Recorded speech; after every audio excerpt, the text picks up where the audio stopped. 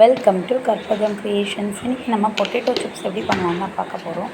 இந்த மாதிரி நம்ம வீட்லேயே பண்ணுறது எப்படின்னு தான் நான் சொல்லிக் கொடுக்க போகிறேன். இப்போ பொட்டேட்டோவை நல்லா கழுவி எடுத்துக்கோங்க. தோல் செதுக்கிட்டு போடலாம், தோல் செதுக்காமலும் போடலாம். நான் தோல் செதுக்காமல் தான் போட போகிறேன். பாருங்கள், நல்லா கழுவிட்டு இந்த மாதிரி ஸ்லைசஸ் போட்டுக்கோங்க. நல்லா மெலிசாக வருது பாருங்கள். இந்த மாதிரி வந்தால் தான் சிப்ஸ் நல்லா மொறுன்னு இருக்கும். கொஞ்சம் திக்னஸ் அதிகமாக இருந்ததுன்னா மொறுன்னு இருக்காது, கொஞ்சம் சூவியாக இருக்கும். இந்த மாதிரி நான் 1/2 கிலோ உருளைக்கிழங்க ஸ்லைசஸ் போட்டு எடுத்துக்கிட்டேன். இதை ஸ்ட்ராச்சஸ்லாம் வரதுக்காக நான் தண்ணியில் போட்டு நல்லா கழுவி எடுத்துக்கிறேன். ஒரு 3 டைம்ஸ் கழுவி எடுத்துக்கோங்க.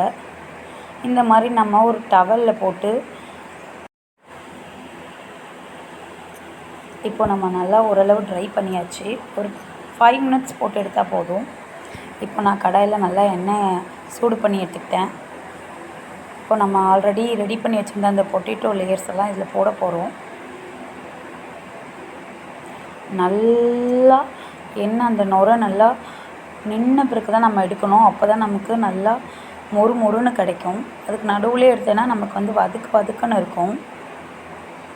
நான் உப்பு இந்த ஆயிலே போட்டுட்டேன். அப்போ தான் ஈவனாக எல்லா பொட்டேட்டோ சிப்ஸ்லேயும் நல்லா மிக்ஸ் ஆகும். நீங்கள் வேணும்னா பொரிச்சதுக்கப்புறம் கூட உப்பு ஆட் பண்ணிக்கலாம். இது பாருங்கள், லைட்டாக அடங்கிடுச்சு இந்த நுரெல்லாம். இப்போ நமக்கு சிப்ஸ் ரெடியான பதம் இதான். இப்போ நம்ம இது ஒரு பிளேட்டுக்கு ஃபில்ட்ரு பண்ணி எடுத்துக்கலாம்.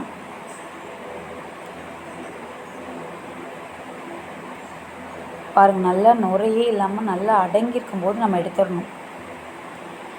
இப்போ இந்த மாதிரி நான் எல்லாமே பொரித்து ஒரு பவுலில் போட்டு எடுத்துக்கிட்டேன். இப்போது நான் இது கொஞ்சமாக மஞ்சள் பொடி ஆட் பண்ணிக்கிறேன், கொஞ்சமாக பெருங்காய பொடி ஆட் பண்ணிக்கிறேன். ஆல்ரெடி நான் வறுத்து சீரக பொடி அரைச்சி வச்சுருக்கேன், அதையும் நான் ஆட் பண்ணிக்கிறேன். தேவைப்பட்டால் ரெட் சில்லி பவுடர் ஆட் பண்ணிக்கோங்க, தேவையில்லாதவங்க மிளகு பொடி கூட ஆட் பண்ணிக்கோங்க. இதை நல்லா நம்ம குலுக்கி எடுத்துக்கலாம். நிறைய இருந்த மாதிரி இருந்தது. நானே எடுத்து கொஞ்சம் கொஞ்சமாக சாப்பிட்டு காலி பண்ணிட்டேன். அதனால் இந்த ஒரு பவுல் மட்டும்தான் வந்திருந்தது. க்ரன்ச்சஸ் சவுண்ட், நல்லா மொறுன்னு க்ரன்ச்சஸ் சவுண்டு கேட்குது பாருங்கள். நீங்களும் வீட்டில் இந்த மாதிரி ட்ரை பண்ணி பாருங்கள் ஃப்ரெண்ட்ஸ். சூப்பராகவே கிடைக்கும். நம்ம பண்ணுறதுக்கும் வித்தியாசமே தெரியாது, அப்படியே டேஸ்ட்டு சேம் இருக்கும். நான் வீட்டில் மதியானம் புளிச்சக்கீரை சாதம் பண்ணி வச்சுருந்தேன். அதோட சைடிஷ்காக பொட்டேட்டோ சிப்ஸ் பண்ணிட்டேன். டேஸ்ட் வேறு லெவல் இருந்தது. வீடியோ பிடிச்சிருந்தால் லைக் பண்ணுங்கள், ஷேர் பண்ணுங்கள், சப்ஸ்கிரைப் பண்ணுங்கள். தேங்க்யூ ஃபார் வாட்சிங்.